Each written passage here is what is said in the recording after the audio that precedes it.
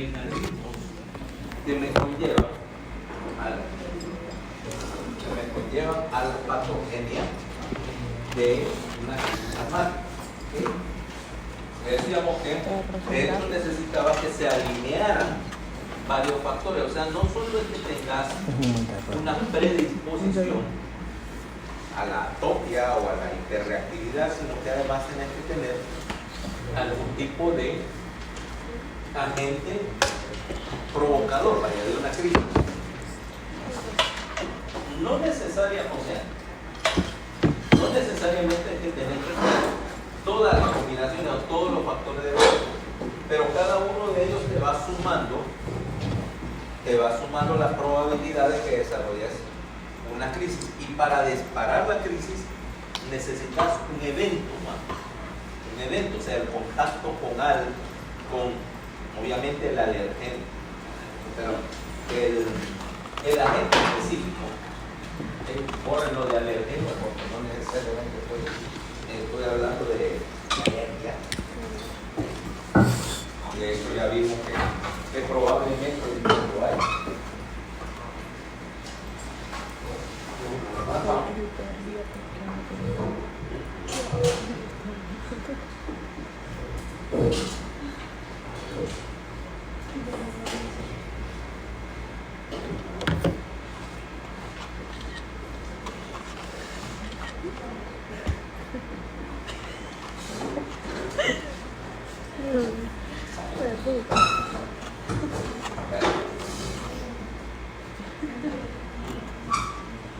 Me puede sorprender mucho.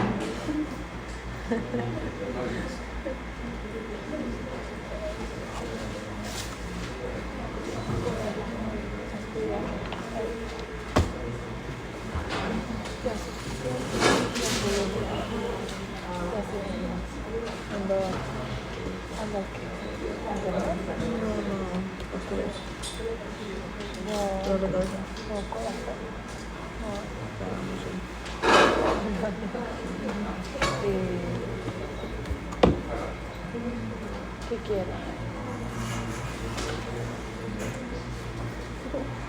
¿Cómo es posible y me está viendo?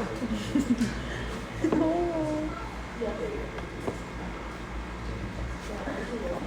No juego. Me ganó sin ver. Entonces, como decíamos, tenemos algunas cosas que son obvias, ¿va?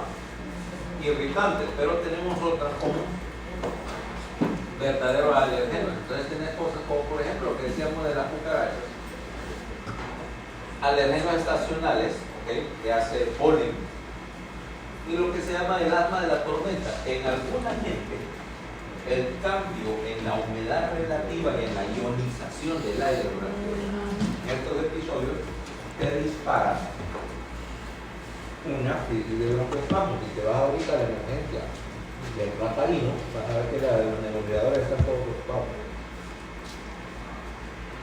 ¿Okay? Mira, dirás que es una cuestión bien específica, porque lo es. De hecho, te actúa como un alergeno. ¿Okay? La otra cosa que te llama la atención es estas dos. El primero es el ejercicio o el aire frío y seco. ¿Okay? Básicamente es lo mismo. Si vos logras secar la mucosa de la vía aérea, vas a disparar una reacción de hiperreactividad en algún agente. Eso te explica, por ejemplo, durante el ejercicio intenso, que no tenés, o sea, tu volumen ventilatorio es lo suficientemente alto para que tu mucosa no se pueda mantener al día y entonces no logre humidificar completamente el aire que llega a la vía aérea, y el aire seco actúa como un irritante. ¿Okay? Lo mismo en algunas condiciones de clima. Gente que dice, no, por ejemplo, los días fríos y secos o el aire acondicionado me dispara crisis. Y dicen, no. El efecto es el mismo. Y el tercero es, obviamente, la contaminación del aire, entre otros. Fíjate que te interesan dos. monóxido de azufre y dióxido de nitrógeno. ¿Okay? Porque son dos contaminantes muy comunes de lo que se llama el flujo fotoquímico. ¿Okay? Dióxido de nitrógeno es el principal contaminante de los vapores de diésel, ¿okay? De quemar diésel. Cuando vos quemas diésel de su gasolina, por ejemplo, y yo estoy consumiendo gas de un motor de gasolina, el principal contaminante va a ser monóxido de carbono, porque vos quemas esa gasolina con un ligero exceso de combustible. Normalmente vas a ver un motor de gasolina lo que regula la potencia regulando el flujo de aire, ¿no? La válvula del choque, la válvula del acelerador que regula la cantidad de aire.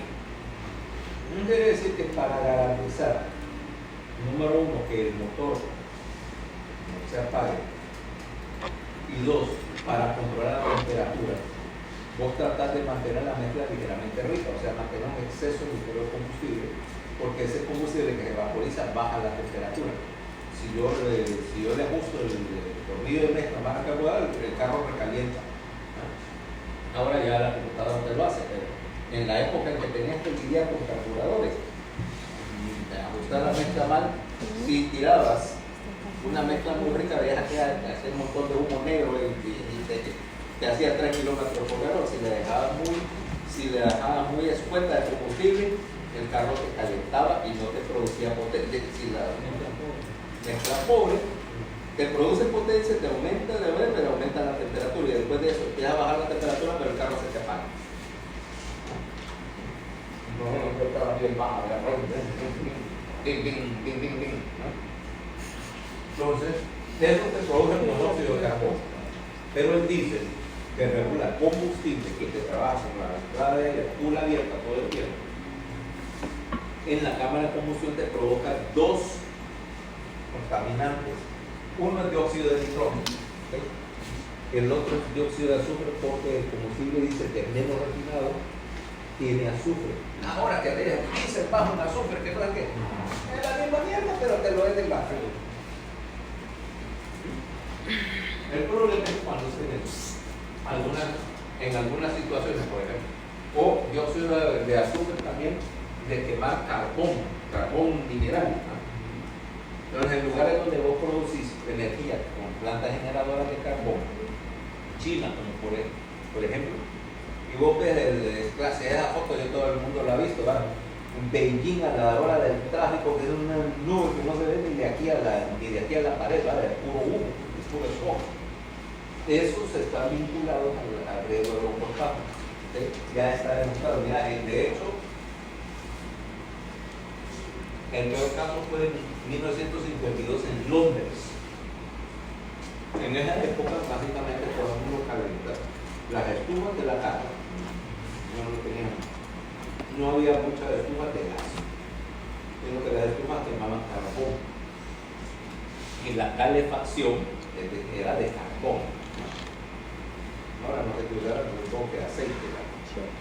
Era de carbón, entonces aquella gran cantidad de humo, la partitura de la famosa niebla de Londres, un episodio en que, por una combinación de circunstancias con el clima, el humo en vez de subir se quedó atrapado en una capa de nubes que bloqueaban el ascenso, entonces eso se concentró ahí en el área de Londres, y estuvieron como 10 días bajo esa niebla química. Hubo, si me recuerdo bien, 150 muertes relacionadas a la contaminación, directamente, ¿verdad? Porque estos dos son bien comunes, y como te digo, aquí no tenemos mucho, porque aquí el valle es relativamente abierto. Pero si vos vas a un lugar que fuera así como un hoyo, como un tazón donde todo se encierra, no sé dónde podría haber un lugar como ese. Es un lugar que me han dicho que era Alpa, Pueblo Sigalpa. ¿Cómo? Y por la misma razón no dicen que ni aunque me paguen, yo prefiero Sí, que el pueblo es horrible. El pueblo es horrible. Es tan horrible que hice la única cosa que podía hacer con felicidad, la única que podía sentir la felicidad, allá la aborto. Es que yo quiero que te guste, bueno, si te quiere. ¿Sabes qué es lo peor? La aborto es un gusto tan torcido. ¿Qué le gustó? Sí, no. Era completa. Mi esposa también me dice, vamos desde el fin de semana, ¿qué más que vamos? ¿A dónde queremos? Al pueblo menos turístico de este planeta. Sí, me dice bonito. ¿Ah? Ahora es casi tan caliente como San Pedro Sula, pues pelamos todos los árboles. Vos vas es más, desde Zambrano para allá ya no es un palo.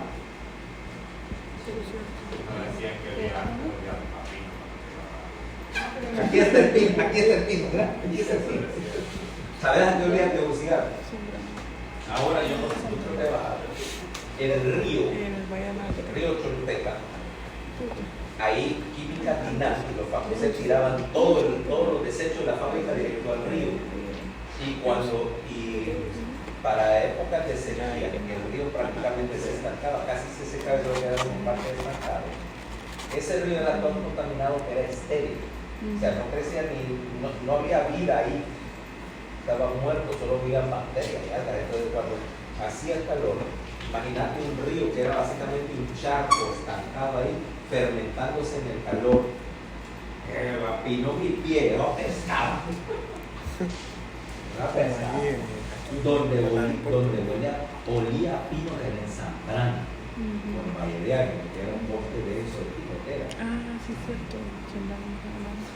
Y ahí sí sentías el olor a pino, en Sigua, cuando Sigua no estaba urbanizado, por lo menos la parte de la carretera, eso era bosque denso, y ahí sí se sentía y era frío. Pero Tegucigalpa, por lo menos desde mitad de los 80 para acá, que te puedo contar, estaba en verano. Aparte, como no había agua, no solo era el río lo que apestaba.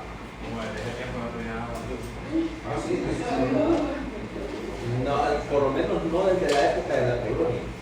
Es que mira, si hubo agua, no deja de hablar. Si hubo agua, 1315, 1306.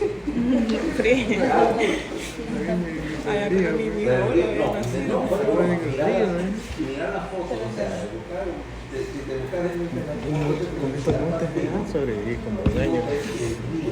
Cuando ya ahí salí con el plátano. un río grande, o sea, después de un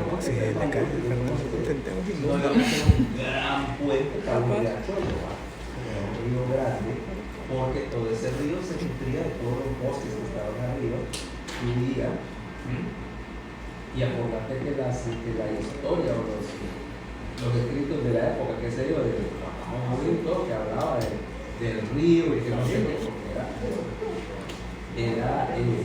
era grande y había donde ahora ya el cauce no existe porque el mix cambió toda la topografía, pero el cauce que pasaba por el Mayor y la isla, todo eso era bosque a los lados, y la gente iba.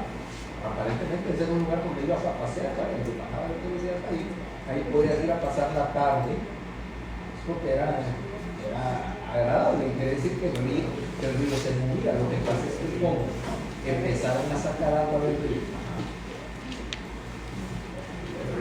Pero mira, vos le puedes ir a preguntar a Juan Ramón Monín. Alguien acaba en el más allá, yo creo que todos ustedes se conocen. Y mira, y se llevó el Mayor. Llevarse el puente Mayor, es un puente sólido de tierra. Preguntarle a Juan Ramón Monín, te digo, cuando te lo encontré. ¿Por qué no? ¿Por poeta o por bolo? Entonces, lo que pasa es que sacaron, como empezaron a agarrar agua del río y empezaron a todas las cositas y toda la captación del río la fueron utilizando para el agua de Tegucigalpa, entonces el río se fue secando. Y aparte, ¿cómo se llama? El acuífero empezaron a perforar cosas precisamente para alimentar la ya en los 80, mira, no era que se iba el agua, no era la escasez de ahora, pero por ejemplo, el agua se iba por la tarde. Es decir, ok, ya es de todos los días, que qué sé yo, de 2 de la tarde a 7 de la noche no había agua. O de repente decía, 1 o 2 días a la semana no había agua. Estamos hablando del centro, ¿ok? En la parte hacia oriente de Tegucigalpa, hacia Miraflores y San José, sacaban agua de pozo, pero el agua era dura, ¿sabes? El agua dura, que tiene un montón de minerales de calcio, el jabón no hace espuma. Entonces vos te bañás, jabón no solo no se espuma, sino que al secarte te deja como una capita como una costrita así, porque realmente es todos los minerales. La ropa se mancha, el vestido de la ropa, fluido de fresa. Realmente que era, tenían la solución, que era todo el mundo andaba con sus uniformes todos amarillos, tenía la única solución posible. Mandaba la ropa a lavar a San Pedro Sula, por supuesto. Mandaba, no, que ponerle una bolsa, tenía una maletita, aprovechaba y la traía para acá, venía los fines de semana. ¿Vos estuviste en serio? Mandar la ropa para tela.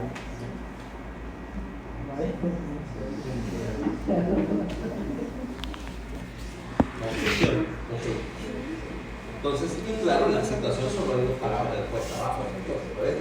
Por eso es que no hay. Ahora el agua llega.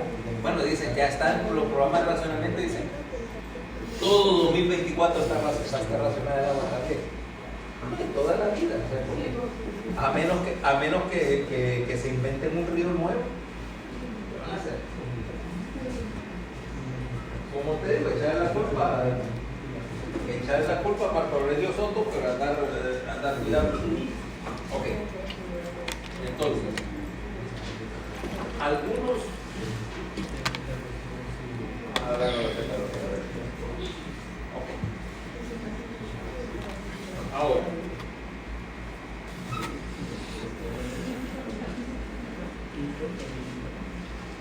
¿qué otras cosas? ¿Qué me interesa ahora? Vamos a hablar de de aproximación al paciente asmático. Ok. Como te decía, primero tenemos que ver que hay dos maneras de ver el asma y una de ellas es su presentación clásica. O sea, ¿cómo tenemos un paciente? ¿Cuál es la definición de una crisis asmática? Disnea, tos y... ok. Hasta ahora, entonces, veamos, es un paciente que tiene la tríada decíamos, disnea en cantidad de variables, tos y sibilancias, y de ellas la de en medio, la tos, es la única que es garantizada. El asmático es un tosedor crónico, ¿okay? O un tosedor episódico. Entonces veamos, pero vamos a calificar un poquito más. En primer lugar, tu paciente típico asmático. Vamos a ver. Número 1, ya dije, no tenés el diagnóstico de asma por debajo de la edad de 2 años, es una cuestión muy contenciosa. ¿Okay? Si le decís a un pediatra, no, okay, niños con una crisis asmática, te va a decir,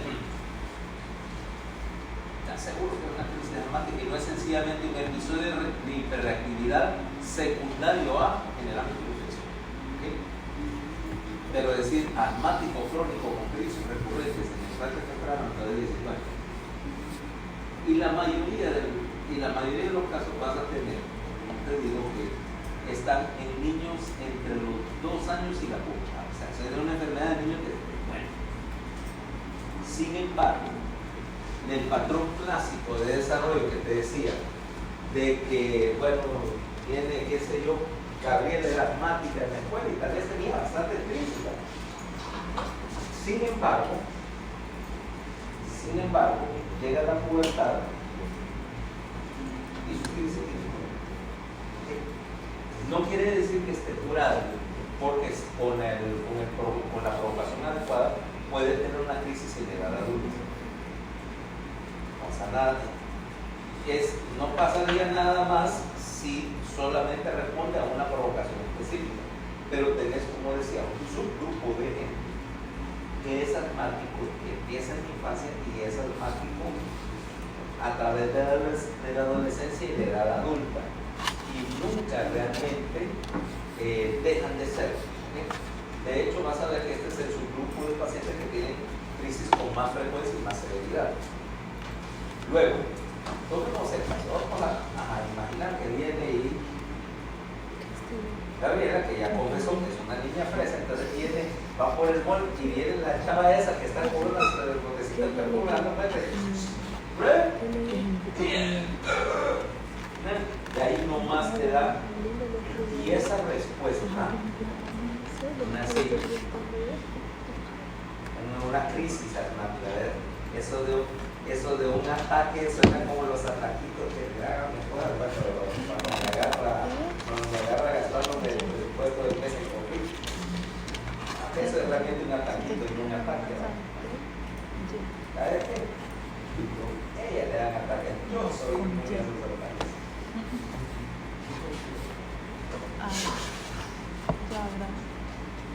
Soy inmune a sus ataques.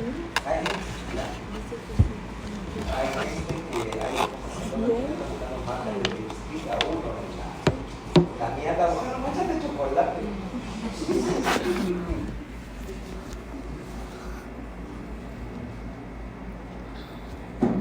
Traje una sorpresa. Mira que encontré una bandejita así de cariño de San Pedro para que me lo des. ¿Cómo se escribe career? Yo me molesté si supiera que en la oficina de atrás hay 2 cajas de cereal de monstruo. Sí, es que había ¿Te 2 pasa cajas. pena? Igual iba a buscar. Es que no entendí lo que me Pegamento. No, además en la oficina solo yo tengo la llave. Para más. to go, Dos llaves y los dos tenían que girarlo en simultáneo para que abra. No, atrás. Es que iba a comprar uno, pero es que me di cuenta que el otro, mi hermana va en el teléfono. Ahí lo tengo, ya sea para pasárselo con la nariz o mejor aún, para meterse. Ajá, me voy a sacar ganancia de esa gordo esa.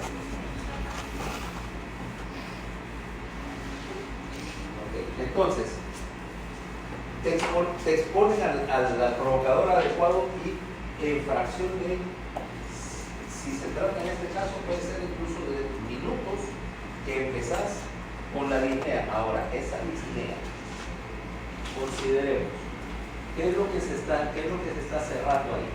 En ese momento todavía no podemos decir que hay un proceso inflamatorio todavía.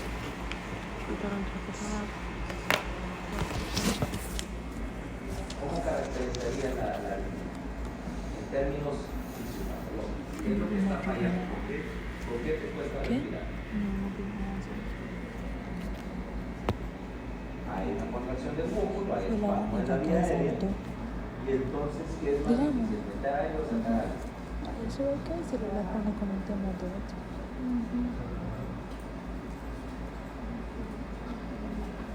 Sacar o meter, ok. Entonces lo que tenés es disnea expiratoria y la característica del asmático, por ejemplo, versus el paciente cardiópata, que lo que tiene es retención de líquido, lo que ellos tienen disnea principalmente inspiratoria, muy pesado. En este caso vos tenés disnea expiratoria. Al mismo tiempo, considerémoslo así, la tos para qué sirve.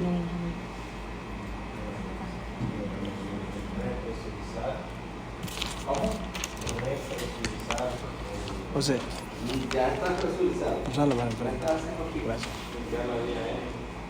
Es un mecanismo de limpieza de la vía aérea. Y si vos inhalaste un irritante, la lógica subyacente te diría que tu vía aérea está intentando expulsar o limpiar la vía aérea de una vez. Entonces queda con una característica tos seca. En ese momento es seco, porque no tenés secreción de moco por la vía. Y luego, la tercera característica, las sibilancias, inspiratorias o expiratorias.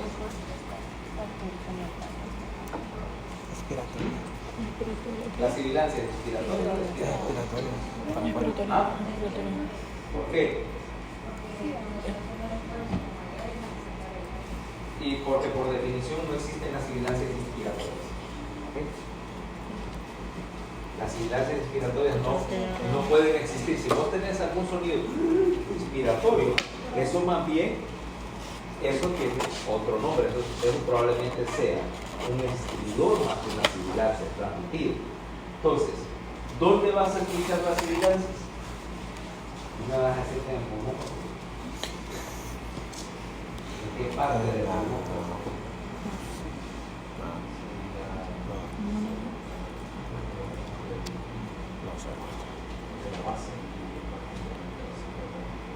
Las sibilancias son más fáciles de ver en el ápex. Generalmente vas a encontrar, si yo agarro a alguien que empiezo a ocultar y en la base yo no escucho mucho, a menos que tenga tanto. Pero la primera indicación de la sibilancia es que si vos vas a escuchar aquí al ápex, en el triángulo que te hace la clavícula y el trapecio, otra punta, y aquí tenés una sibilancia, mientras que aquí todavía no, porque por la acústica hace que en el ápex se transmita mejor. ¿Okay? Luego,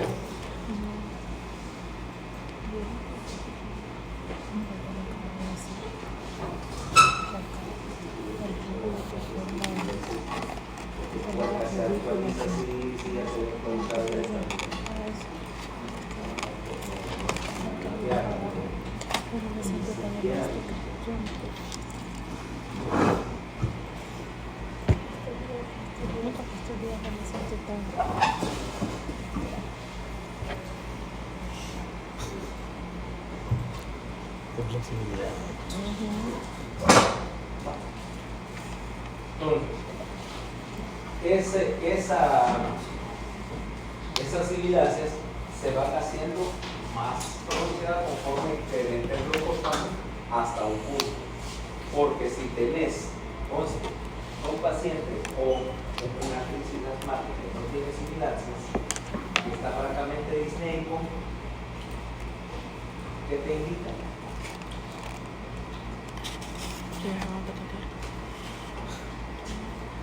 Paciente empieza, tiene sibilancias, está disneico, ahora está más disneico pero no tiene sibilancias. Ya se obstruyó. Ya se obstruyó el pulmón. Que se obstruyó la vía aérea de todo, que tiene un tórax bloqueado, una vía aérea bloqueada a nivel de la vía aérea que tiene la vida. Eso es diferente. Vos progresar de sibilancias en el ápex a sibilancias generalizadas a, cuidado, tórax silente. ¿Okay? Esa es una cosa muy mala, quiere decir que no está moviendo nada de ahí. Okay. Entonces, pero no vayamos tan lejos primero. Primero empecemos con el hecho de que la disnea precede a la sibilancia. Okay. Y aparte, la obstrucción, de la vía aérea dice que el paciente no lo refiere como disnea al principio, lo refiere como un tórax apretado. ¿Okay? La opresión torácica se viene el hecho de que le está costando vaciar la vía aérea. ¿Okay? Ahora,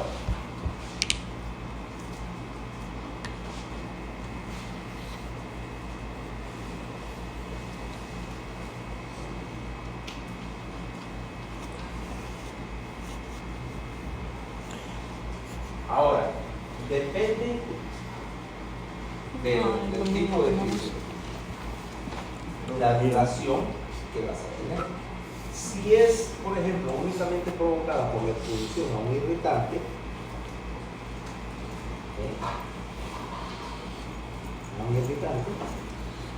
este ya te gusta. Ahora toca aquí.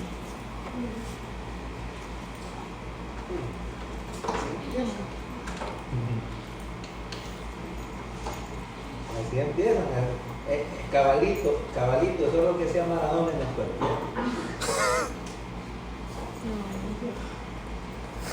No entendió. No entendió. Le gustaba la azúcar latte. Si el irritante persiste, entonces, aparte de la prolongación de todos los síntomas, vas a empezar a tener hiperproducción de moco. Entonces, ¿qué tenés? Tenés la presencia de ronchus, con las secreciones de la vía aérea, y obviamente la tos se hace productiva. Empezás a expectorar,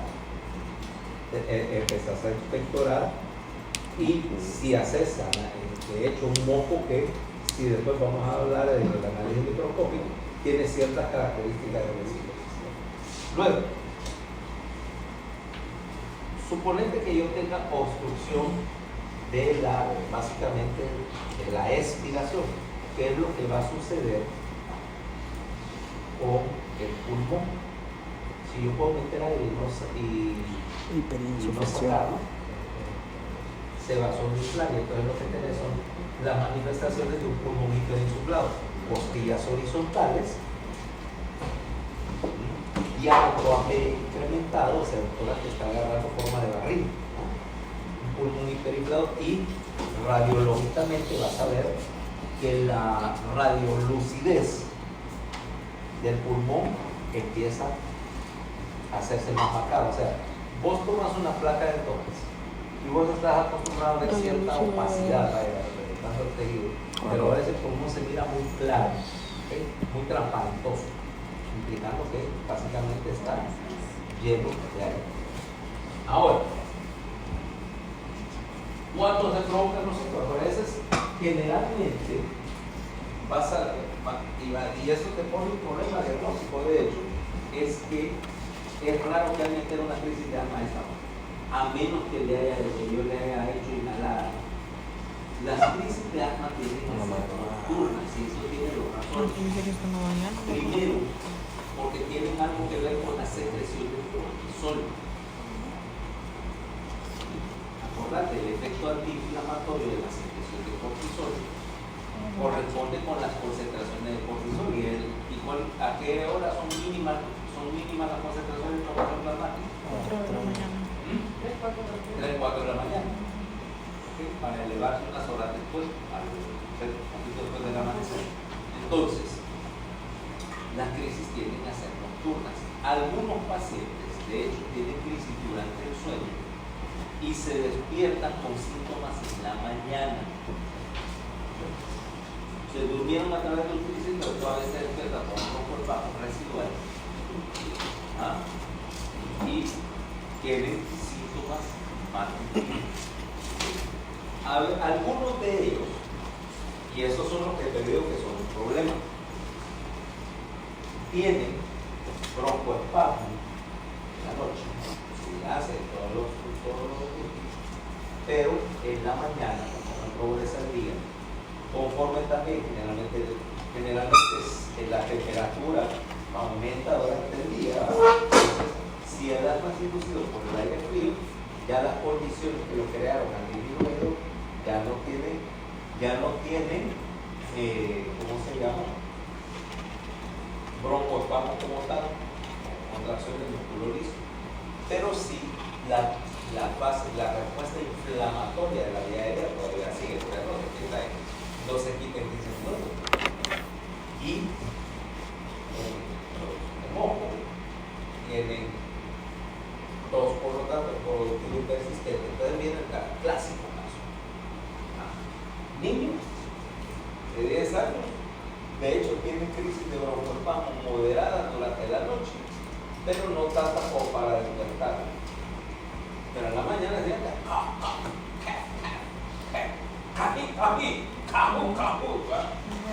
toda la mañana. Ahora vos lo llevas al pediatra en la mañana y por supuesto el broncoespasmo se le quitó y ya no tiene sibilancias, no tiene tos persistente. Entonces, no, tu diagnóstico inicial no es es asmático, tu diagnóstico es psicotestosterona crónica. Entonces, tos en la mañana, siempre tos en la mañana, y conforme pasa el día, el corazón va, no, ya diagnóstico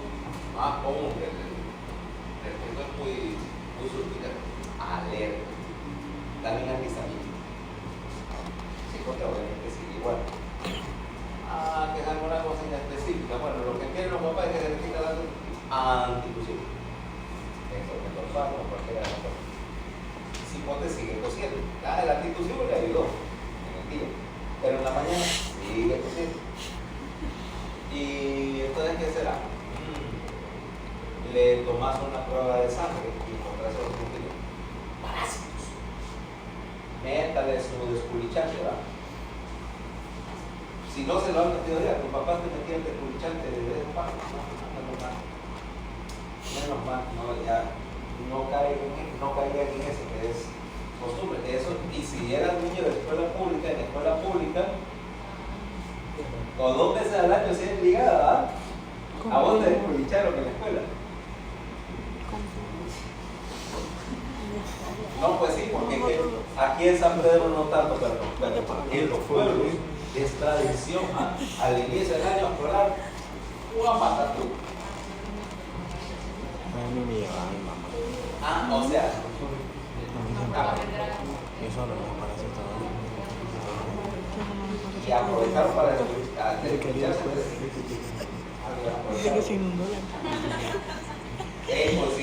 considerando todos los años que llevas entonces te reduce el riesgo solo te reduce el riesgo al 99% nada más. No, si vas ahí no es riesgo, es garantía. Calamar.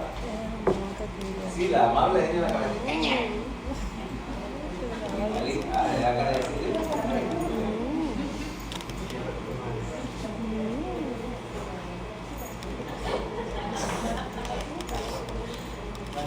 ¿Cómo se llama? Servicio con una sonrisa.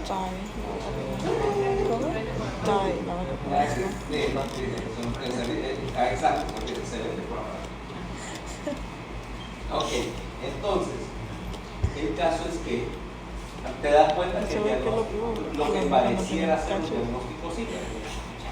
Cualquiera puede diagnosticar un mama, si solo tengo que encontrar visibilidad si yo no puedo mama.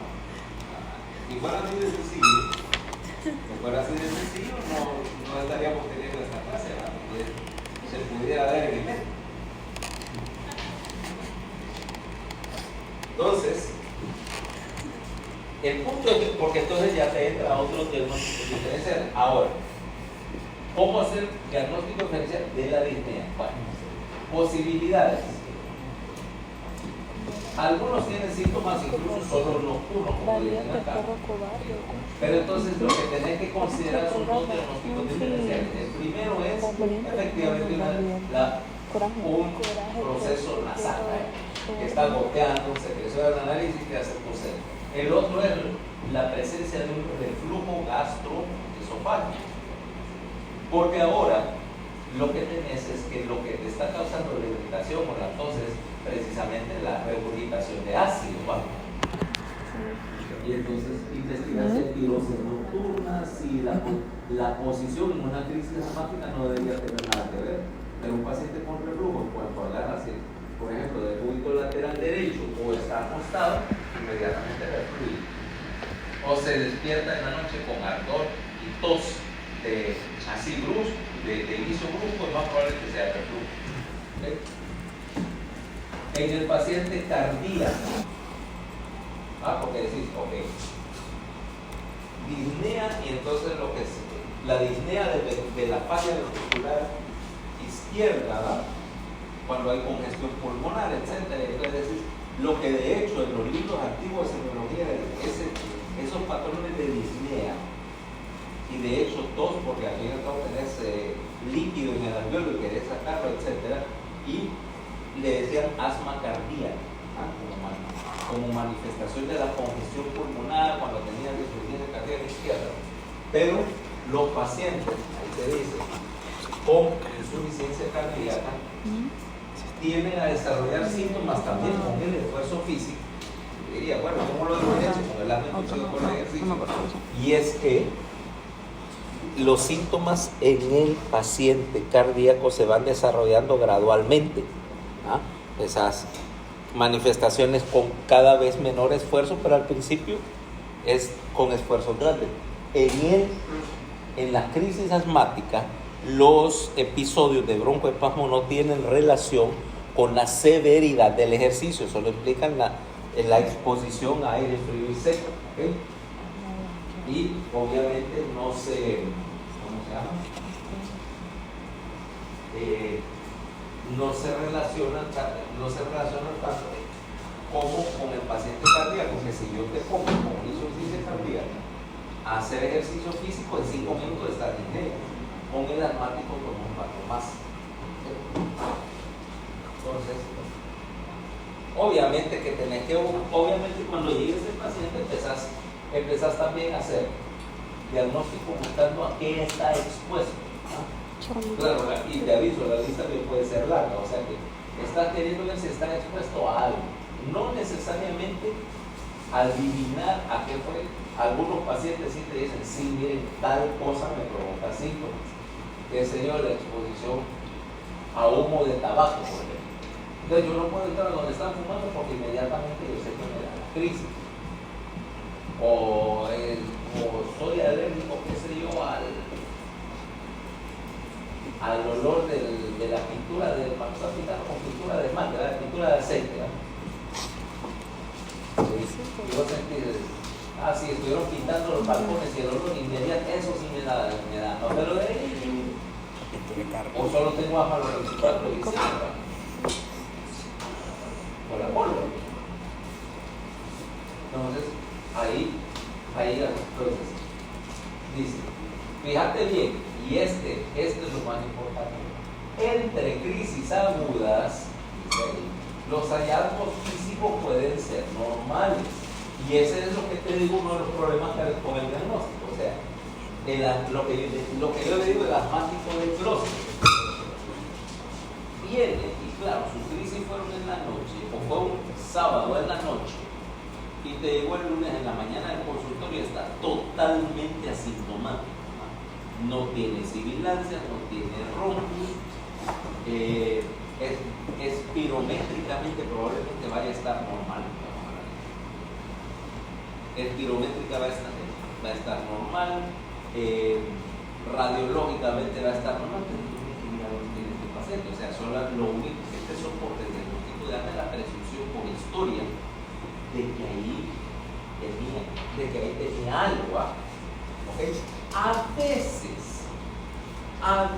va a ser contratada, tal vez un poquito, la signos de alguna manifestación de hiperactividad no bronquial, vaya, por ejemplo, que sería una rinitis, el paciente, en la historia, el paciente que le salen ronchas con cualquier cosa, bueno, obviamente tiene tendencia a las respuestas alérgicas, ¿no? Pero no quiere decir que porque yo sea alérgico a todo lo conocido, como alguna gente por ahí, no quiere decir que eso solo es una sugestión, no una garantía o una garantía. Okay.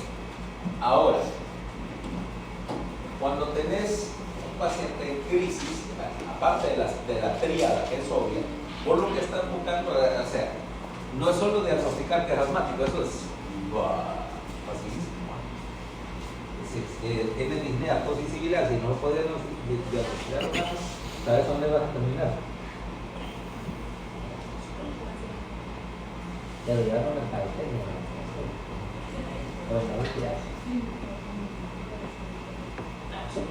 Sí, ahí me acabo teniendo hasta aquí. Es a donde van lo que no sacan 700.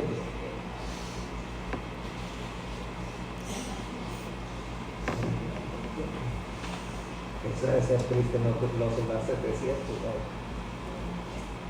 Literalmente, si sos, bueno, ahora voy a cambiar, el requisito de la casa 700 es precisamente complete el ciclo de estrés dentro de su célula y genere energía a base de oxígeno aeróbicamente, ya te dan 700. Claro, si tu metabolismo es puramente anaerobio o inexistente, no se ve. Eso es historia. Yo acá no me Ahora, el punto es que lo que estás evaluando es la severidad de la crisis y lo que está buscando son los signos de gravedad. O sea, hacer tu mejor sonido de vampiro cuando enciendes la luz.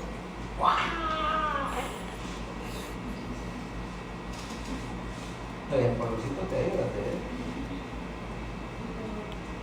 blancuzco, pañuelo transparentoso, halloweenesco.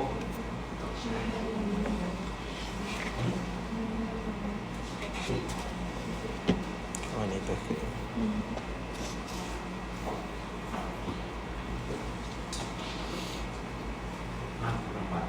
Es que estaba pensando en un momento que quiera que te ibas a suicidar, así que acá te con los colores del culo. Está bien. Entonces, signos de severidad del arma bronquial.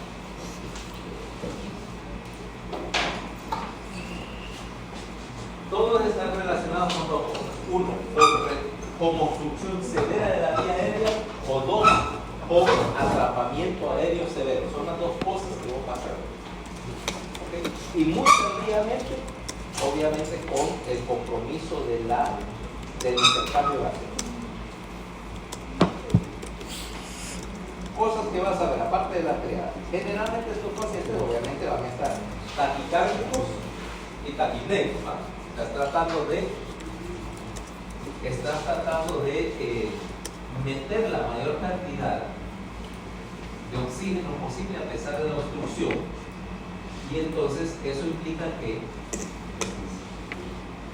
vamos a ponerlo así, obligatorio, la triada, disnea,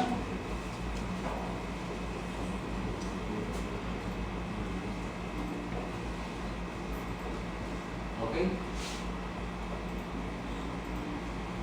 Prácticamente esencial. Más taquicardia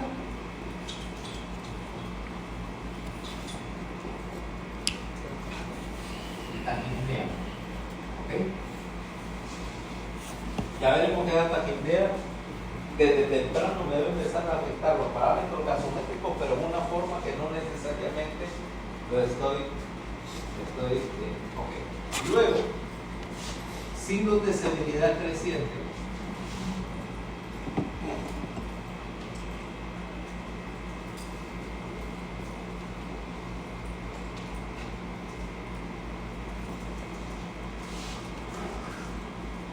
Uso de músculos accesorios.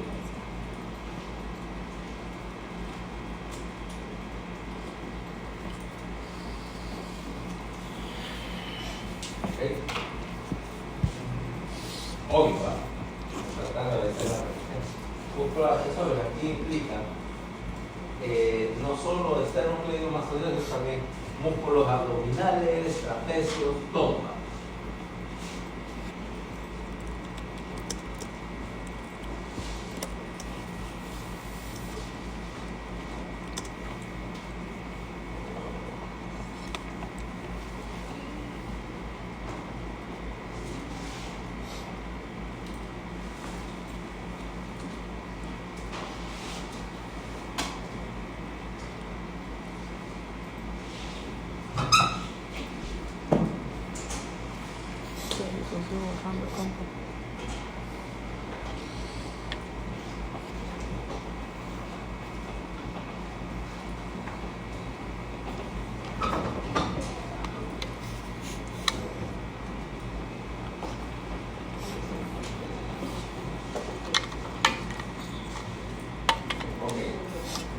Uso de los músculos accesorios.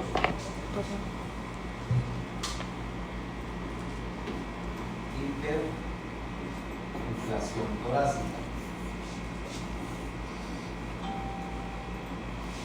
Para tener costillas horizontales.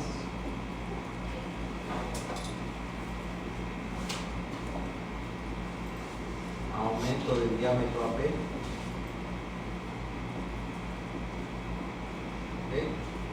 De ahí, cuando la obstrucción sea suficientemente severa, vas a tener lo que se llama tiraje. ¿Sabes qué es tiraje? Los Tiraje. intercostales. ¿Vale? Ahí va.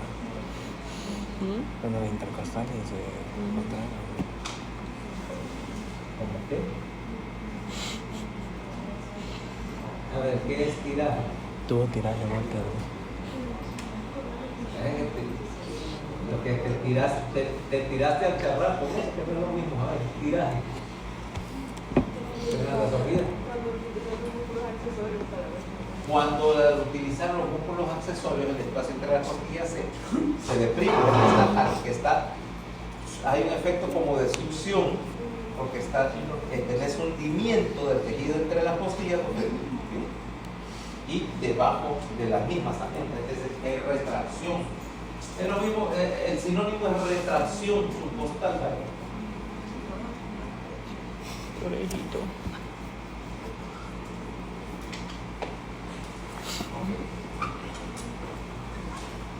Ahora, sigamos con la severidad creciente.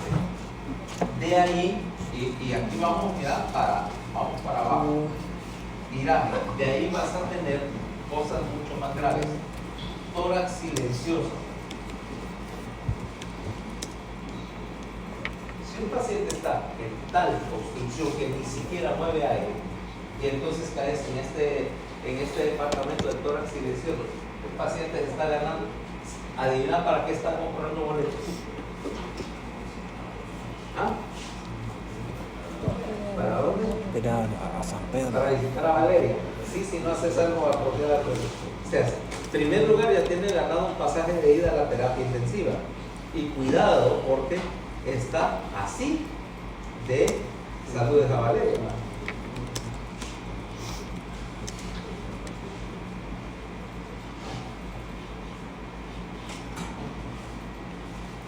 De hecho, vos sabés que cuando algunos jugadores retiran su número, cuando se retira, le van a retirar el número.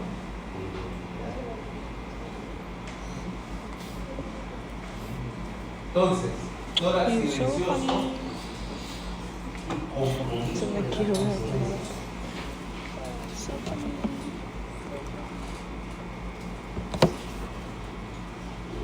Te voy a dejar estos acá, porque acá porque todavía tenemos que explicar parte. Ahora, hasta ahorita estamos hablando puramente de la clínica, o sea, de lo que puedes hacer en términos de diagnóstico con cualquier paciente en cualquier parte. Pero, obviamente que si decimos que la característica principal acá es el compromiso del flujo, implica que yo tengo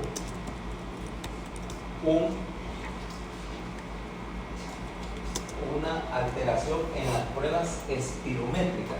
Me van a decir, yo no le hago espirometría a todos los pacientes con asma en primer lugar, porque costo. Porque en realidad para hacer diagnóstico, si la presencia de estos episodios y tenés un patrón recurrente, vaya a decir, bueno, este cliente tiene episodios similares con toda esta cuestión, con todas estas manifestaciones en ¿cómo se llama? En una base de más o menos regular, y podés incluso determinar que son secundarios a la exposición a algo, pues el diagnóstico es bastante claro. Ahora vamos a ver los diferenciales, pero tenés un diagnóstico positivo bastante bueno, ¿no?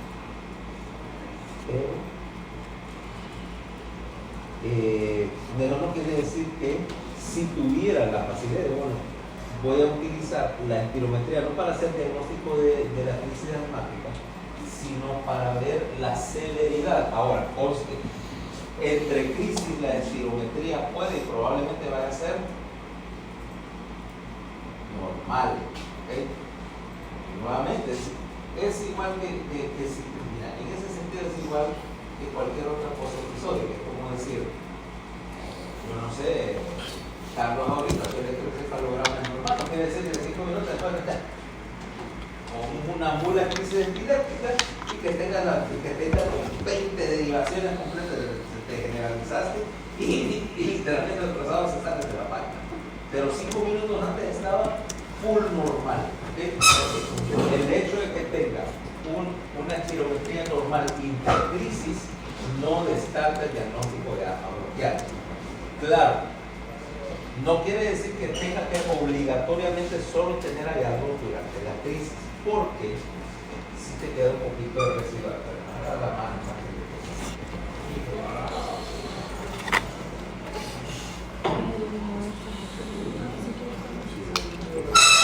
están conectados. Los dos están conectados con el video. ¿Puedo? Will it happen? Sí, mucho mejor. No sé. No sé. Electrónico. Yo la huele bien.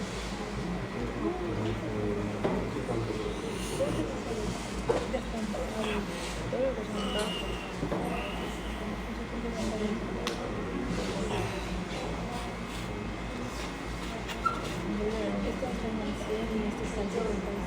Ahora, espirogénicamente, yo voy a encontrar tres manifestaciones principales que dependen precisamente del aumento de la resistencia al flujo. El primero es lo que las tres maniobras la vamos a medir durante la expiración forzada. O sea, te pongo el aspirómetro, tiro una boquilla y una máscara y te pongo a soplar. El primero es lo que llamamos flujo expiratorio pico, flujo expiratorio pico forzado. Lo podemos abreviar como peak flow.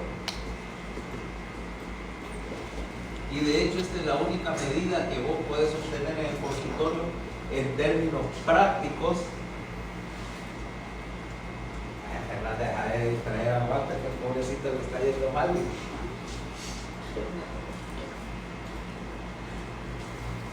Entonces, el peak flow, que es obviamente el máximo flujo que yo puedo hacer durante una aspiración. O sea, si yo agarro un aspirómetro, el aspirómetro con la boquilla y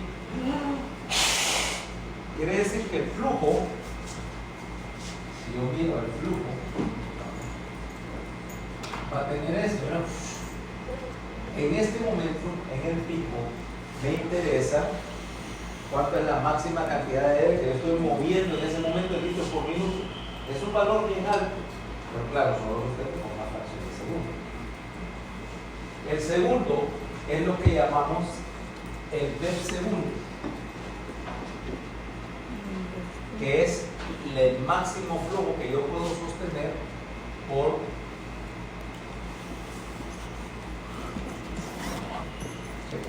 sostener durante un segundo continuo.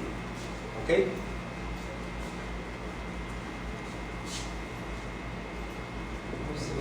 Generalmente quiere decir que si este es pico, y estaría PFR,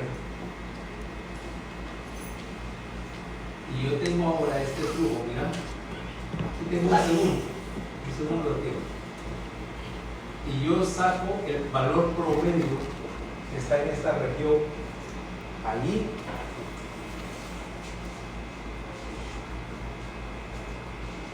No, bien que se ve. Sí, porque mira, es por tu propio bien. Sí, vas a ver la inestabilidad psicológica que podría así estar en un aula donde hay muchos fenómenos sobrenaturales.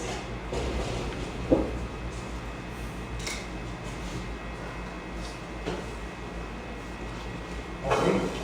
Entonces esto es el flujo segundo, ¿verdad? El tercero es la proporción, la relación entre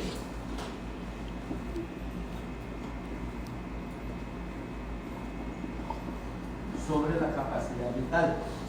Esta proporción que me indica también qué tan rápido puedo mover yo aire hacia esto. Y los tres van a salir por debajo de lo normal. ¿Ok? Vamos a ver, aquí está, a ver si tiene nada. Cuando se hace en la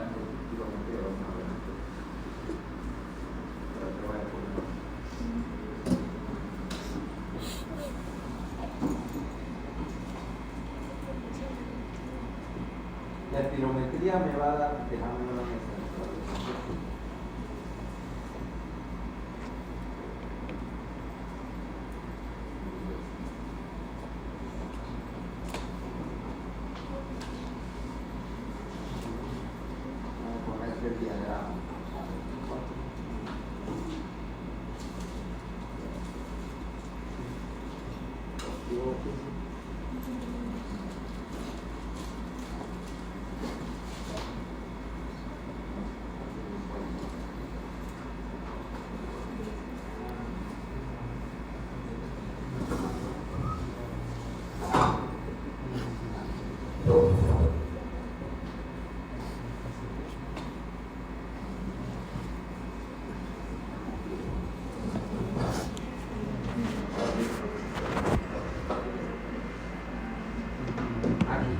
Normalmente, mira, esos curvitas que ves ahí es lo que se llama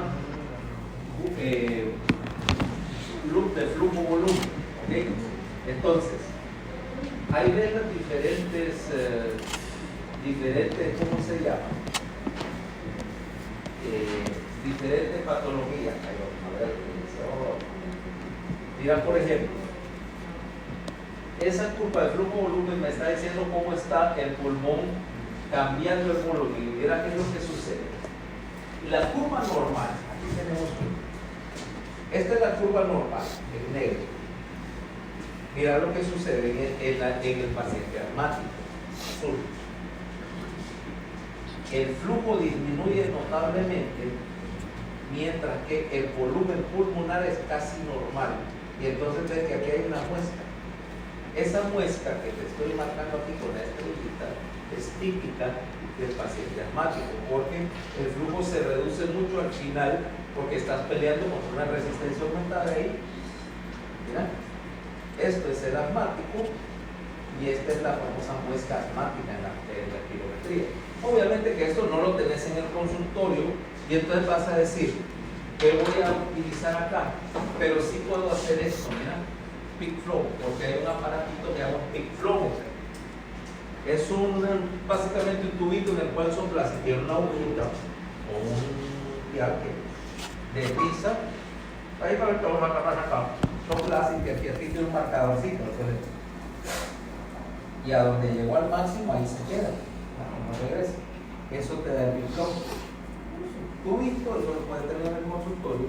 Y entonces te indica los valores de flujo pico normal andan 750 850 litros por minuto, pero en el asmático, el signo de mal pronóstico de todo esto que estamos viendo es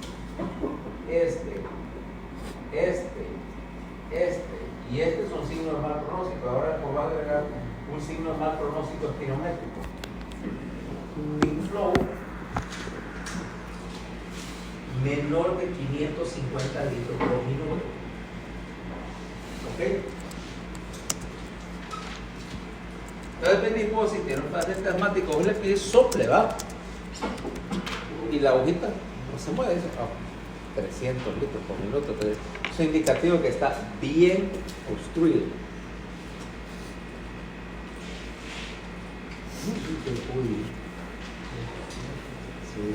Así, ¿ya? No, y jalar los cordoncitos. Vas a hacer la versión fisiopatológica de Kenny, la de South Park. Vas a hacer Kenny ahora. Ok, entonces ya tengo un parámetro, ahora un parámetro espirométrico que me está sirviendo para hacer diagnóstico. Y como te digo, eso sí es posible hacerlo en el consultorio, pero no la aparatito. Ahora vámonos a valores gasométricos. ¿Okay?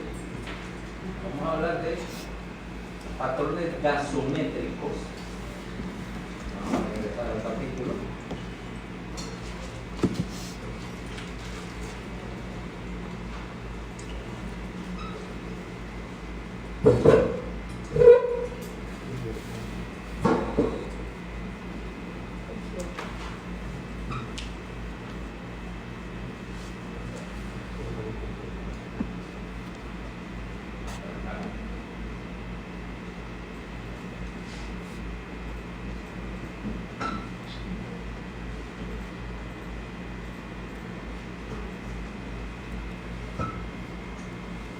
Ahora, ¿cómo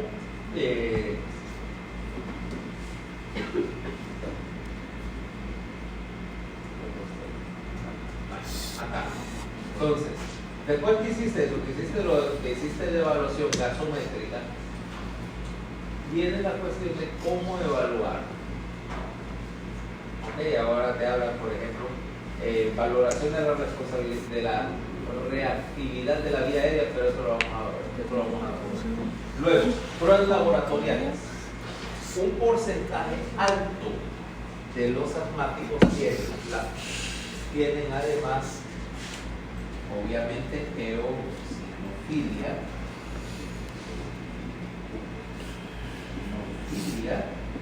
mayor de 300 células por milímetro cúbico. Vamos a usar el término correcto, por microlitro. 300 por microlitro.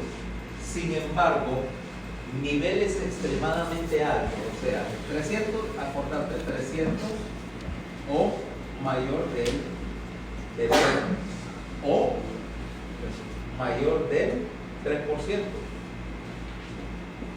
de la cuenta de linfocitos, de los linfocitos totales. Valores extremadamente altos, sí, sin embargo, deben hacerlo sospechar a uno en ciertas cosas, por ejemplo, poliartritis o desórdenes de proliferación del eosinófilo, o sea, no propiamente asma bronquial, sino que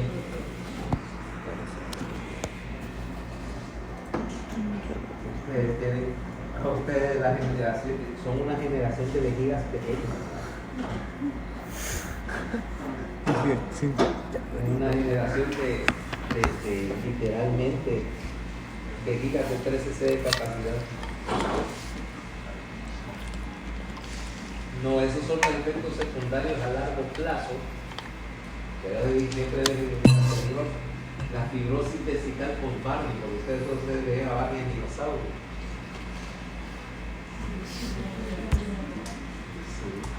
Todos ustedes les dejaron de la escuela de estar viendo al dinosaurio. Sí. No, yo lo que hice fue, bueno, cambié un poquito la letra. No, ¿Será que no viene su mente? ¿Qué iba a nuestra mente? ¿Quién? En nuestra mente no.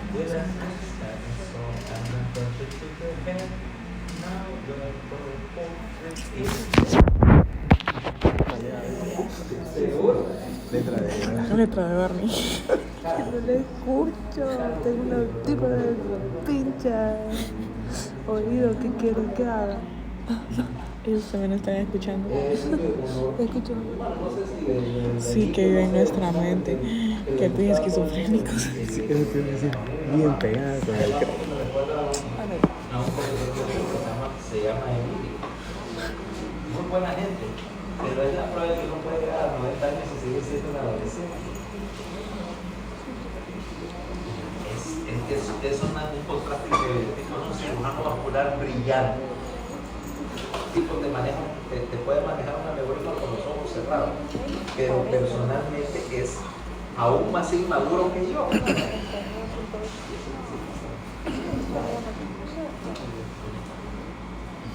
Ok, entonces, la otra cosa es, por supuesto, hacer las famosas pruebas de alerta, o sea, pruebas de inmunosorvencia, pruebas de provocación, etc. Todo. Ahora lo vamos a poner aquí como un término genérico. Pruebas para alerta.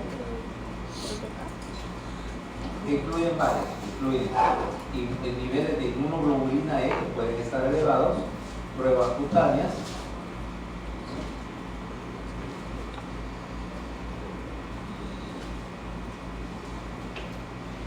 pruebas inmunosolventes, etc. Todas ellas pueden o no ser positivas. Sin embargo, el único que te interesa verdaderamente ahí son los niveles de IgE, porque valores de IgE elevados te deben sugerir que este paciente puede beneficiarse de terapia anti-IgE. ¿Okay? Ahora, ¿qué otras cosas te interesan? El análisis de esputos, o sea, Microbiológicamente, lo mismo, la misma cuestión, vas a encontrar que eosinófilos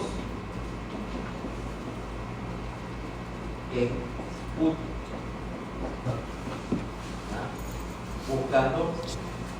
buscando eosinofilia, ¿ok? Localizada, y que significa que esos vinieron de la vía aérea, que por lo tanto tenés otras las manifestaciones patológicas de un paciente asmático. Ahora, vamos a ver qué es lo que pasa durante una crisis en el sentido gasométrico. Vamos a empezar. Entonces, antes de hablar de diagnóstico, solo déjame regresar a la tablita esa de diagnóstico diferencial para el próximo.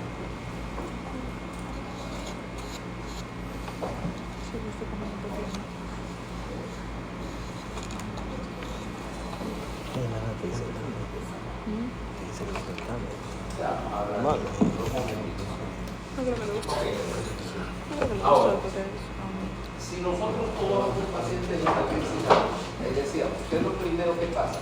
Tenés obstrucción ligera y el paciente está empezando a hiperventilar, tratando de mantener su oxigenación, ¿ok? Pero cuando hiperventilas, ¿qué pasa con la PCO2? Baja, sí va. Si yo hiperventilo, pongamos a Gabriela, nuestra querida Gabriela de Iquias, porque realmente se utilizó para todos los efectos. Es que Monserrat ya no se trae los restos que yo le doy, entonces tendrás que observar. ¿Qué pasa si yo pongo hiperventilar ahorita durante 2 minutos rápidamente? Baja el hipocampo. Ahí Sí, va, hiperventilar y se le va a dar falta de oxígeno. No sería posible. La base o dos. Probemos. ¿Por qué hay que ventilar? Entonces, a ver. Nadie se ha muerto de aumentaría respiración. eso, ¿eh? No, disminuye, porque está lavando. Está sacándose, ¿no? Está moviéndose, ¿no? Pero al mismo tiempo la oxigenación no va a aumentar, porque no aumenta, creo. Porque no hay tiempo de que haya intercambio. Entonces este es hipoxemia, hipocampo. No. Pero O sea, el ejercicio no quiere decir quitarle la batería al control remoto, ir a quitar y ir a cambiar de nada más. Entonces, en serio, tratemos de poner que hiperventilar un poquito. Rápido y profundo durante 1 minuto. Dale. Choclito, ¿sabes?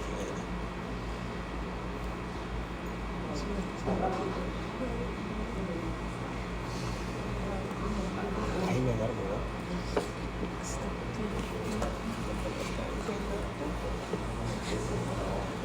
Barmazo, Te cansa respirar.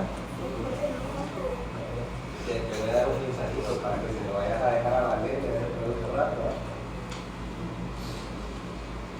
Lo que pasa es que cuando hiperventilas, acordate, ¿qué es más difusible? ¿El oxígeno o el dióxido de carbono? Entonces, si estoy hiperventilando, ¿qué va a pasar con el dióxido de carbono? Que es más movilizable. va a disminuir. Usen la lógica antes de contestar la paridad que le ponga a la cabeza. En un pase de visita, lo único posible que te echen es el pase de visita.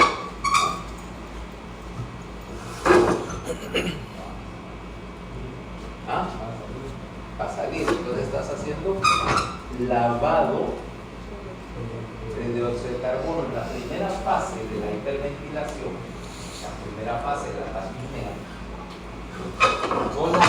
Vos estás hiperventilando porque estás tratando de ajustar para tu concentración de oxígeno. Por lo tanto, no te interesa tanto el dióxido de carbono y en la primera fase empezás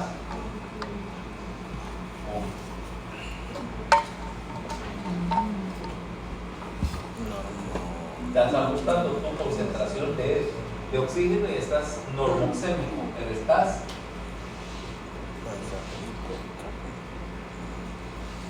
hipocámnico, lavaste todo el CO2 y tu CO2 cayó por debajo de 35. ¿Okay? De hecho, el paciente está se siente un poquito así como mareado, pero realmente es porque estás lavando tanto CO2 que se pasa por tu cerebral. ¿Okay? Ahora, conforme tu obstrucción progresa, ya no podés manejar oxígeno, el nivel de oxigenación normal va a estar demasiado obstruido y tu flujo de aire ya cayó por debajo de un mínimo necesario. Por lo tanto, ahora estás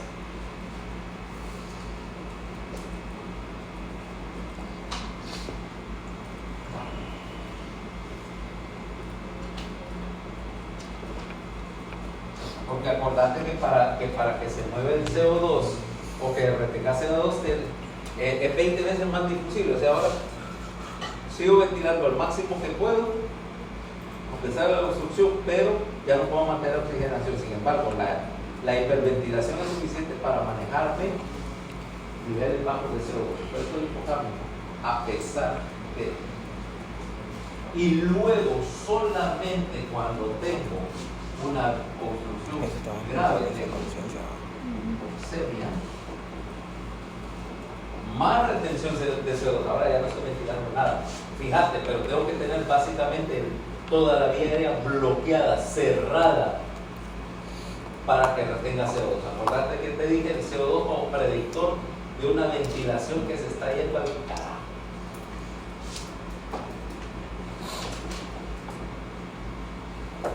Está reteniendo CO2. Y esto es una cosa que te debe poner en alerta. Si tener un asmático grave, tomar gases arteriales y tener retención de CO2, ¿para dónde va ese paciente? Para UCI. O va a UCI o nuevamente.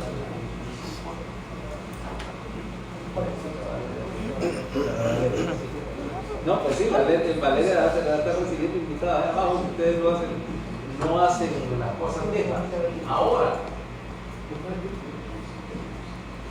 Ahora, el caso es que entonces esos que están con la estrellita son los signos de mal pronóstico en asma, son los signos de alerta. Paciente que te cae con uno de esos, vaya. Y por supuesto, ya el compromiso de conciencia porque está severamente hipoxémico. Esto y esto andan juntos.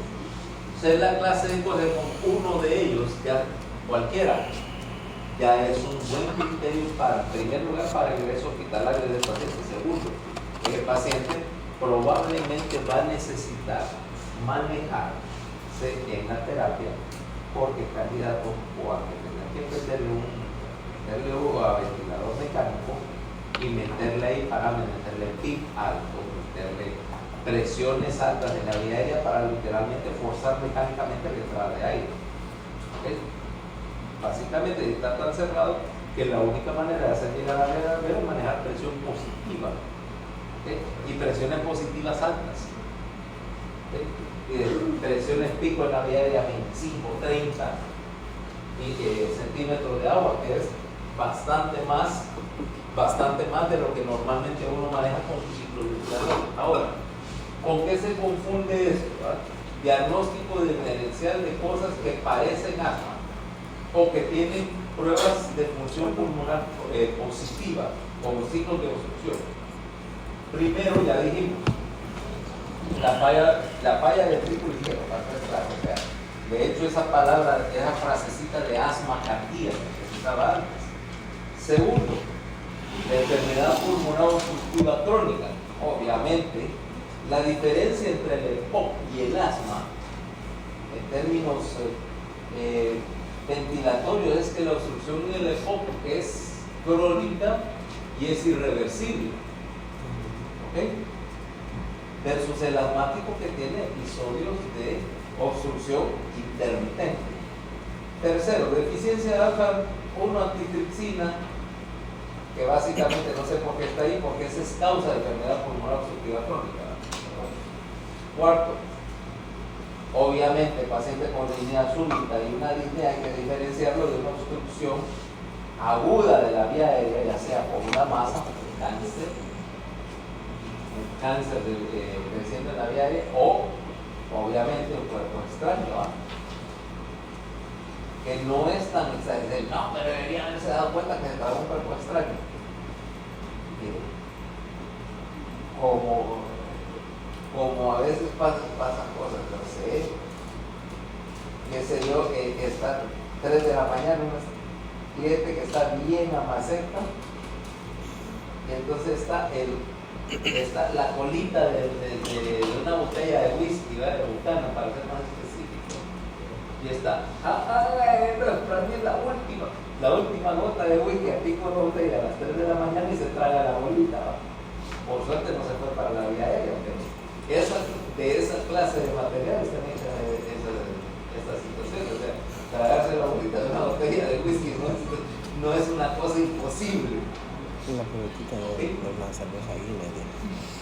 Entonces, en particular en niños, porque vas a tener un niño de 3 años que se por cuestión de la vía aérea, que trae un carrito de comenzar, o un paciente que tiene cualquier compromiso cognitivo y que por supuesto no te da la historia.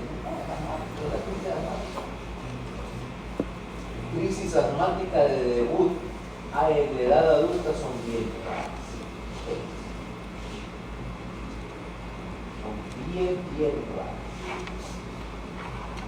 Ok. Disfunción de la cuerda vocal, está raro. Bronquiolitis, vaya, en niños. Traqueobroncoamalacia, generalmente son cosas que tienen historia, pero te das cuenta que no todo lo que silba no todas las sibilancias son de origen asmático, ¿okay? Más que nada porque los últimos 2 bronquiectasia es otro infección, son crónicos y tienen, los bronquiectásicos tienen tos crónica, tienen producción de moco en el bronquio dilatado y tienen sibilancias, lo que no tienen necesariamente disnea ni sol, porque la bronquiectasia no resuelve mágicamente. ¿Sí? Luego,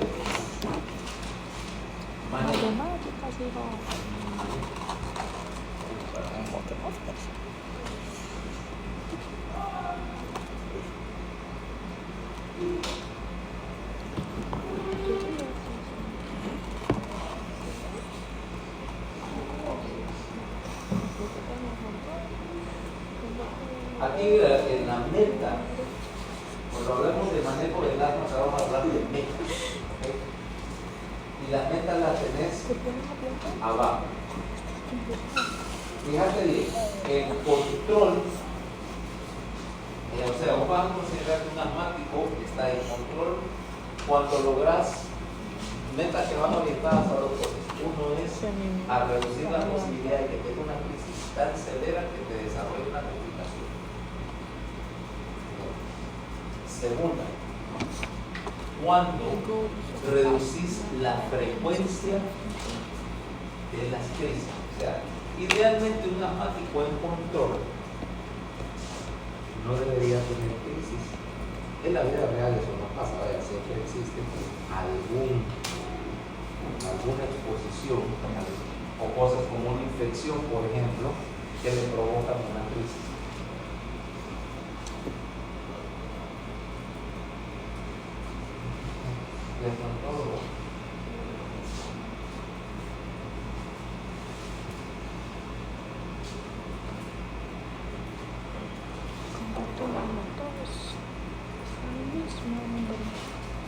Entonces, las metas las tenemos ahí. Primero, la reducción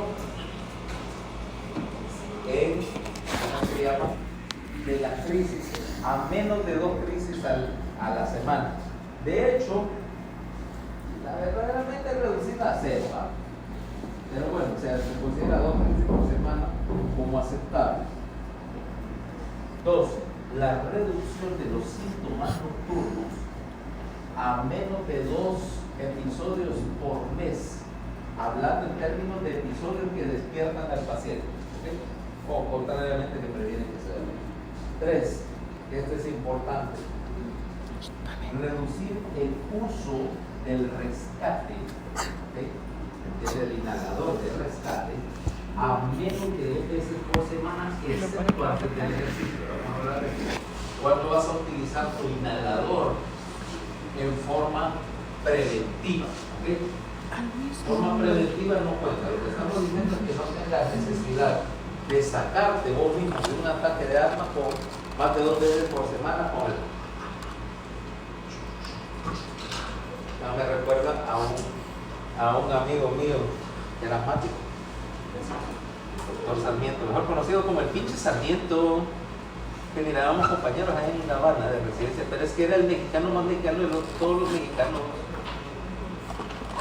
¿Por qué andaba? Era del Blanco, del mismo pueblo de Pancho Villa, y se parecía a Pancho Villa. ¿No será que su abuela tuvo algún desliz ahí con el comandante? No sé, compadre. Mira, de abajo para arriba, y más hacia abajo, botas mexicanas, muy bonitas, por cierto, hechas ahí en su pueblo.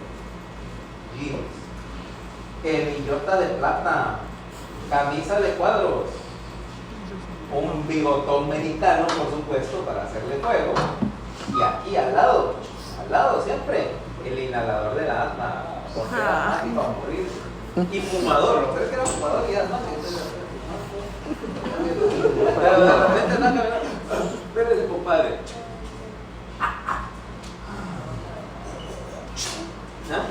Al mejor estilo mexicano. Pero un culo. Tomando por inhalador. No, es mexicano. Es mexicano, buenísima gente. Malísimo cirujano. Pues decía, usted no puede hacer ni incisión, por favor, no me lo pongan a mí. No me pongan, usted lo sabe. Eso sí, buena gente a morirse. Que incluso el gente lo llamó antes de graduarse. Le dije, mira, padre, te voy a recomendar una cosa. Vos, bueno, para neurología, hacer neurología mejor. No te metas a rollos. No te metas a rollos de hacer cosas tranquilas. Se regresó a México. Y por supuesto, como es mexicano de la época de Pancho Villa, estaba casado con una remanima de niños. Ya no sé cómo hacía para vivir de su salario, pero una marita de poco. Entonces, excepto antes del ejercicio, que no es a meter el inhalador, porque ahí sí es profiláctico ese nosotros. ¿Sí?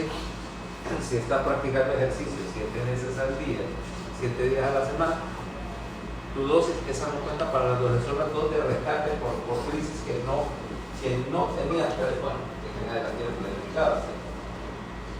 ¿Ok? Mejor, optimizar la función pulmonar quiere decir llevar los parámetros espirométricos a por lo menos un mínimo normal. Mantener las actividades diarias y, por supuesto, mínimos efectos secundarios. Quiere decir que cualquier paciente que tenga una crisis asmática que necesite hospitalización o manejo institucional es un paciente que está fallando las metas de su tratamiento. Ahora, en primer lugar, reducir el manejo empieza con reducir los provocadores, los gatillos. O sea, eso implica que muchas veces en el paciente asmático el tratamiento no es satisfactorio hasta que vos no haces algún tipo de lograr que se haga una intervención en su medio ambiente. O sea, de nada te sirve que le metas 3, 4 medicamentos a alguien si su casa es un relajo. Su casa está llena de polvo, si está llena de cucarachas. Ya hablamos de las casas cucarachosas, ¿va? O si dice, es un niño, sí, pero no sé, los padres son fumadores, obviamente no vas a hacer que dejen de fumar, no, pero sí puedes hacer que dejen de fumar adentro de la casa. ¿Ah? y vas a entrar a algunas que literalmente la casa entera huele como un cenicero. Y que de hecho vas a ver que no se en la sala y está el cenicero y ya acá el cenicero está rebasando de bolillas de cigarrillos. Pero es que porque ahí tenés dos electrodos, una de la quemadora, la otra que está los fumadores es un vicio, esos chachos son defectos. Pero vas a encontrar un montón de situaciones así, o obviamente hay cosas que no puedes quitar, por ejemplo, qué sé yo, al humo de los vehículos, pero sí está protegida. Fíjate que en ese sentido, las mascarillas ahorita en la época del corona, las hospitalizaciones, por las no meter nada, porque como todo el mundo andaba mascarilla, y eso captura parte, no toda, pero una buena parte de los contaminantes del aire. O sea que, de hecho, no era una cosa tan negativa en ese sentido. Ahorita supongo que ya como la mascarilla ya no son una cosa, de hecho no son obligatorias, serían común. Entonces, las episodios de otras infecciones respiratorias, de crisis reumática, empiezan a subir otra vez.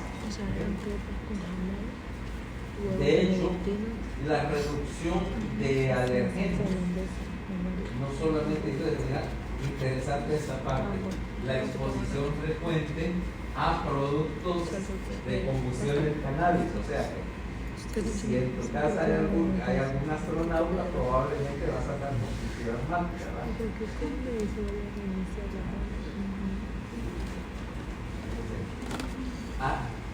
Cuando dice, fulano tal, este es el escuadrón 420, ¿verdad? Yo no sé de dónde viene eso, de que el número 420 asociado a la marihuana, pero ese no queda.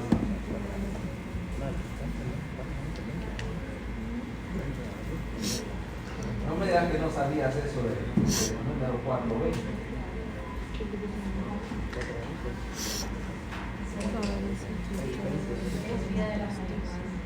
Sí, el 4 de abril, sí, pero lo es porque el 420 es 4 de abril, pero el número 4, o sea, los marihuanosos se identifican a sí mismos por el número 420, ¿verdad?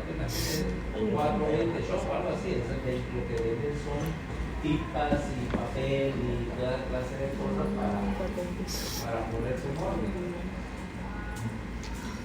Dice que en los 70, de un grupo de estudiantes que se reunía a las 4:20 de la tarde a fumar, y la frase 4:20 se convirtió en un código secreto. Ya no es tan secreto, lo sabe toda la internet, pero bueno, el número es el número oficial de los que les gusta borrar sin haber. Bueno, entonces, luego, la inmunoterapia realmente no está sustancia. Eso de reducir las sesiones nunca se ha demostrado que sea eso de desensibilizar a la respuesta, porque la respuesta alérgica no necesariamente implica una crisis reumática. Acordate otra vez el papel de la inflamación versus el síndrome reumático. Igual dice la vacuna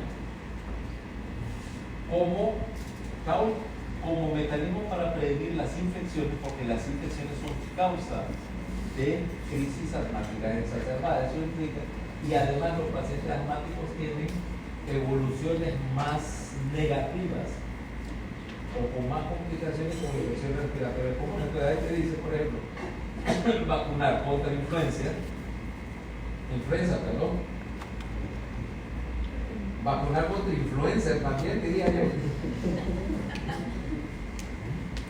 Sí, porque dice, no voy a hacer que hagas una reacción alérgica a esa gente que filma videos de TikTok en la calle. Porque a mí me sacan ronchas, la verdad. Ok, vacuna contra neumococo en niños, vacuna contra hemófilos y ahora pues vacuna contra corona. ¿Okay? Se en general las enfermedades respiratorias prevenibles por vacuna se recomienda que tenga el problema asmático, tenga todo su esquema actualizado, porque no solamente si desarrollas, por ejemplo, un asmático con corona, te infectas con corona, vas a tener una crisis asmática casi por seguridad, para acordarte, denudación del epitelio, respuesta inflamatoria por 2 y dispara una crisis asmática. Y los asmáticos les va mal, asmático coronoso les va mal con el coro, por ejemplo, y por todas las general. Ahora, la medicación, hay 2 líneas que estás trabajando acá para el manejo de la crisis asmática. Una es o 3 si queremos decir. La primera es el control del broncoespasmo. El segundo es la mediación de la respuesta inflamatoria. Y 3, el control mismo de la inflamación. Entonces, podemos racionalizar el tratamiento así y decir, si tenemos 3 cosas pasando, tenemos broncoespasmo acá, y tenés inflamación.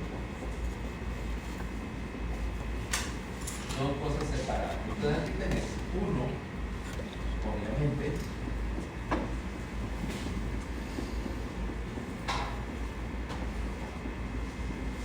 y para manejar la inflamación y la hiperreactividad tenemos varios. Uno es esteroides, la otra es inhibidores de leucotrienos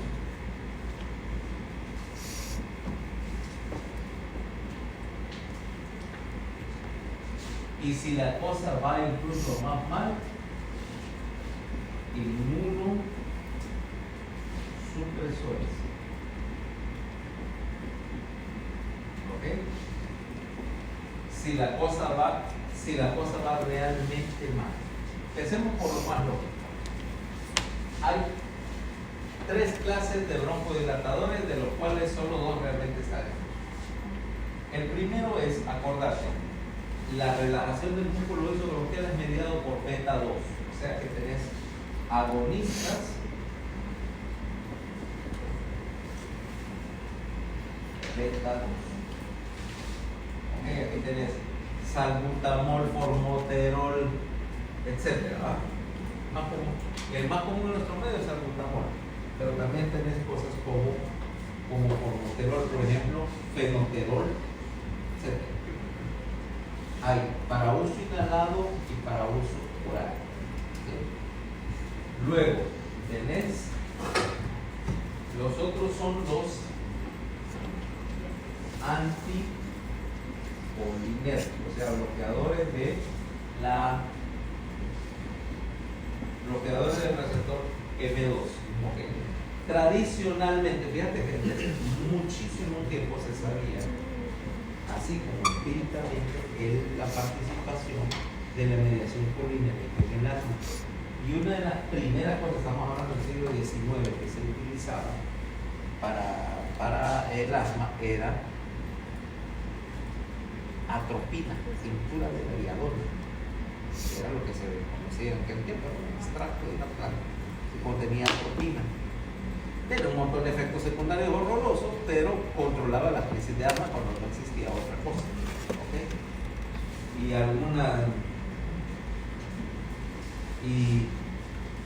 También el quemar algunas plantas, por ejemplo, estramonio, que es una planta ya medievalosa. Imagínate, porque los efectos anticolinérgicos vuelven loco al ganado. Pero la medicina tradicional de los indios era quemar un poco de estas hojas así como un incensario e inhalarlo para la crisis de asma. O sea que ya se sabía. Aquí tenés el representante principal de esto, el bromuro dipatrópico. ¿Okay? Y vamos a poner entonces el bromuro.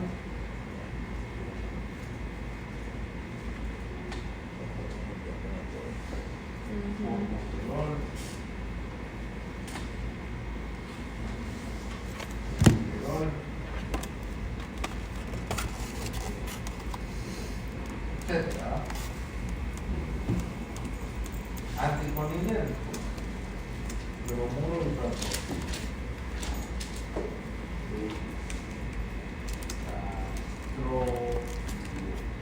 y el tercero, que es un medicamento cuyo mecanismo de acción realmente no está claro, que es la teofilina.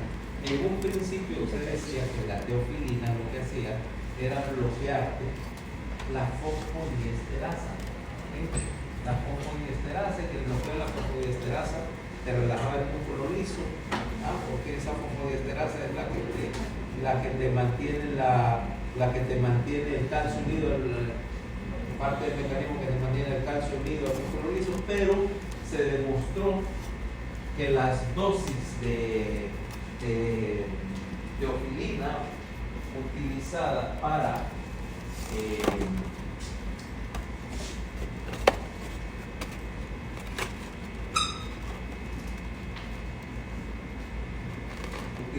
hacer bloqueo de la fosfodiesterasa ya están en el rango tóxico, o sea que no es por bloqueo de la fosfodiesterasa que trabaja. ¿Por qué es? No lo sé. ¿Por qué Fernanda duerme como un lirón a esta hora? Tampoco lo sé, pero son cosas que pasan.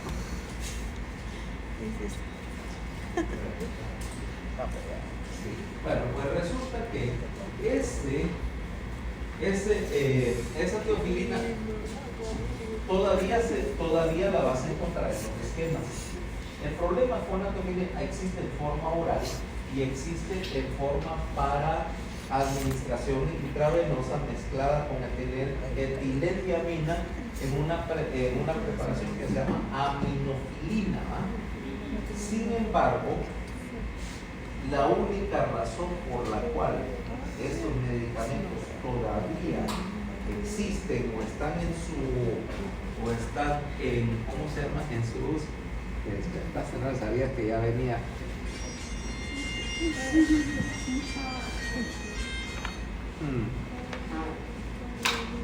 Estas son mágicas, despiertan a la gente sin necesidad de usarlas.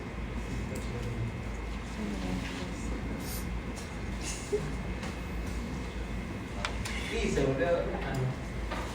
Sí.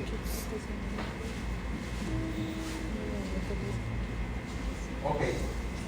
Ahora, entonces decimos, mira, el problema con la teofilina y con la aminofilina es que son bien difíciles de dosificar. El margen entre la dosis terapéutica y la toxicidad es bien bajito.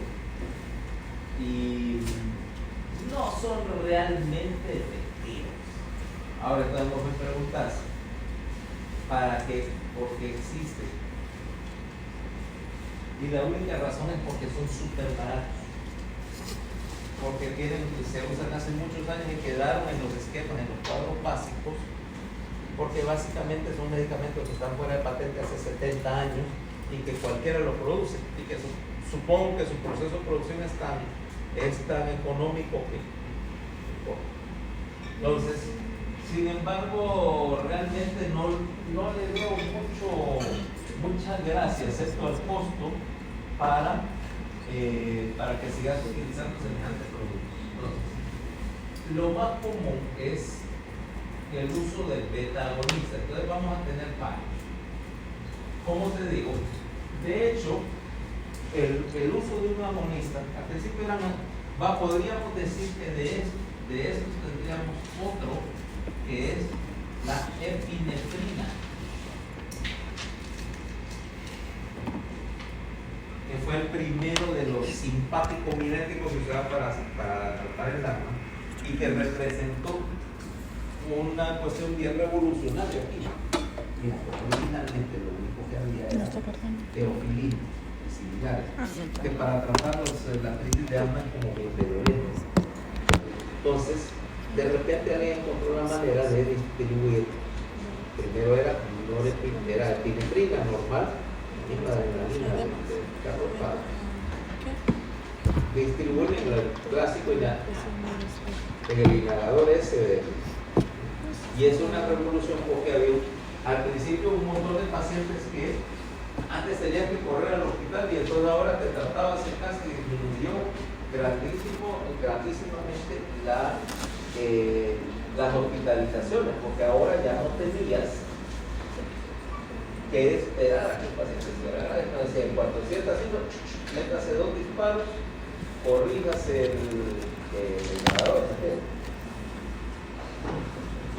del inhalador, hágalo en casa y las hospitalizaciones bajan, pero la mortalidad es de aumentar.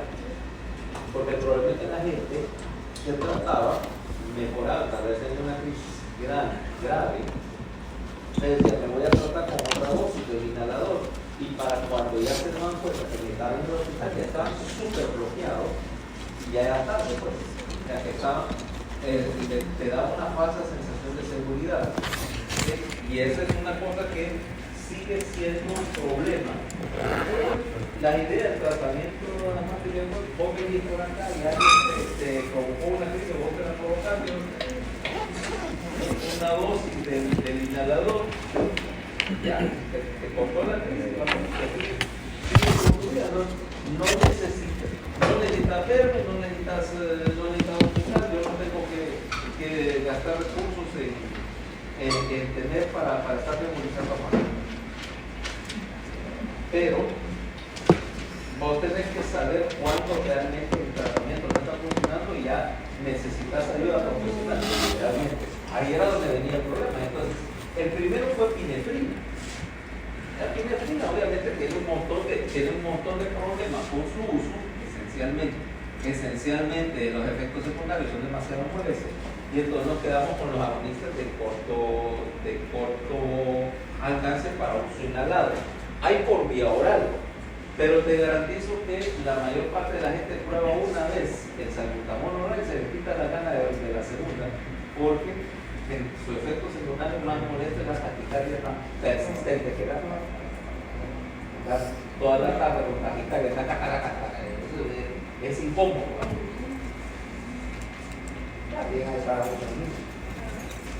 Se pone taquicardia.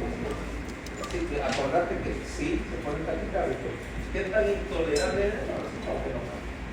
Entonces, estamos aquí discutiendo lo de yo no soy pediatra y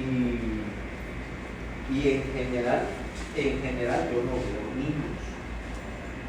Yo no veo niños aparte de puramente la cuestión neuroquirúrgica, vaya, neurológica, neuroquirúrgica.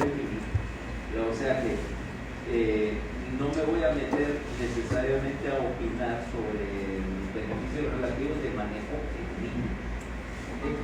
Como te digo, el último niño que yo traté no neuroquirúrgicamente era el niño que ya no califica como un niño, ¿va? Bueno, sí, ahora es un niño gordo. Pero vaya, es el único, ya con 16 años básicamente ya manejo seguro. Y dos, cuando tenía 7 años, la cosa, de hecho él ya había aprendido el concepto del autorrescate con cosas como acetaminofén, y no se tomaba, se prescribía y tomaba cuando le sentía mal y solo me iba a preguntar si veía que no se le bajaba la fiebre, o cuando la mamá le restaba algo me iba a pedir una segunda. Mamá me dio esto, ¿vos qué crees, papá? Me lo tomo. ¿Qué es eso? No sé, pero aquí yo no creo que eso sirva. Imagina, a todo esto a los 10 años, ¿no? Una segunda opinión. Entonces, el caso es que mañana vamos a terminar de eso y empezar mañana sí. No le creas. No está muy bien. No se crea, es broma.